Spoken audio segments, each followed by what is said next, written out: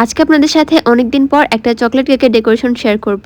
এই কেকটা ছিল 1 পাউন্ডের মধ্যে। 1 পাউন্ড হিসেবে এটার ওজন কতটা হয়েছে আপনারা দেখেই বুঝতে পারছেন।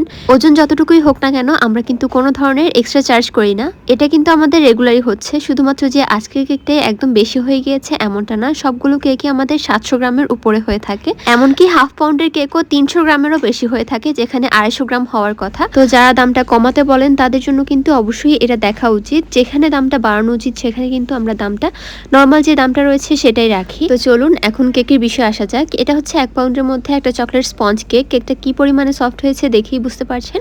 আর এই কেকটাকে কিন্তু আমি গরম গরমই আনমোল্ড করে নিয়েছি। তো এখন কেকটাকে 3টা ভাগে ভাগ করে নেওয়ার পর প্রত্যেকটা স্লাইসের মধ্যে আমি সুগার সিরাপ দিয়ে দিচ্ছি। এরপর আমি দিয়ে দিচ্ছি চকলেট ক্রিম। ক্রিমটা ভালো মতো স্প্রেড করে দেওয়া হয়ে গেলে এরপর আমি দিয়ে দিচ্ছি গানাশ। গানাশটা আমি অল্প পরিমাণেই দিচ্ছি, উপরে আরও গানাশ যাবে। আর এটা কিন্তু নর্মাল চকলেট কেকটাই। ওভারলোডেড চকলেট কেকের ভিতরে আরও বেশি পরিমাণে চকলেট যায়। সেখানে কেকের প্রত্যেকটা লেয়ারের ভিতরে অনেকটা পরিমাণে গানাশ এবং চকো চিপসও যায়।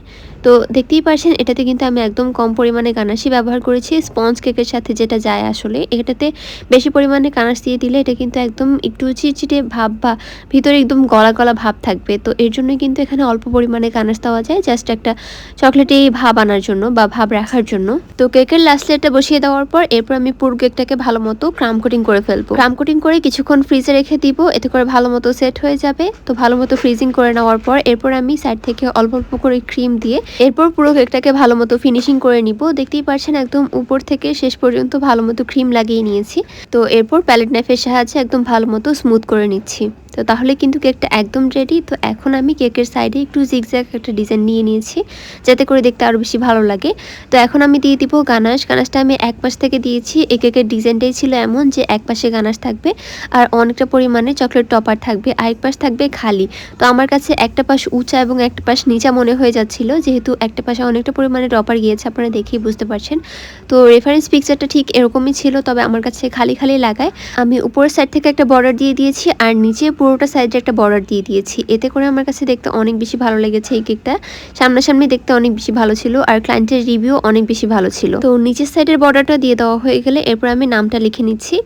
নামটা একদম নিখুঁতভাবে লিখেছি। আমার এই ক্লায়েন্ট একটু খুঁতখুঁতে, আমার ফ্রেন্ডই হয়, তো সে একটু নিখুঁত কাজ খুব পছন্দ করে। তার কেকটা করার সময় আমি খুব ভয় ভয় থাকি, একদম নিখুঁতভাবে করারই চেষ্টা করি। তো এরপর উপর থেকে আরও কিছু সুইট বলস দিয়ে দিয়েছি। সুইট বলস না দিলেও কিন্তু কেকটা দেখতে অনেক বেশি ভালো লাগছিল, তবে আমার কাছে মনে হলো যে আচ্ছা একটু দিয়ে দিই, খালি খালি লাগছে, তো যার কারণে দিয়ে দেওয়া। তো তাহলেই কিন্তু কেকটা একদম রেডি। কেকটা কেমন হয়েছে অবশ্যই কমেন্টের মাধ্যমে জানাবেন। তো আমার আজকের এই ভিডিওটি ছিল এই পর্যন্তই। ভিডিওটি কেমন লেগেছে অবশ্যই কমেন্টের মাধ্যমে জানাবেন। আর ভিডিওটি ভালো লেগে থাকলে অবশ্যই চ্যানেলটি সাবস্ক্রাইব করে পাশেই থাকবেন। পেজ থেকে দেখে থাকলে পেজটি ফলো করে দিবেন। আল্লাহ হাফেজ।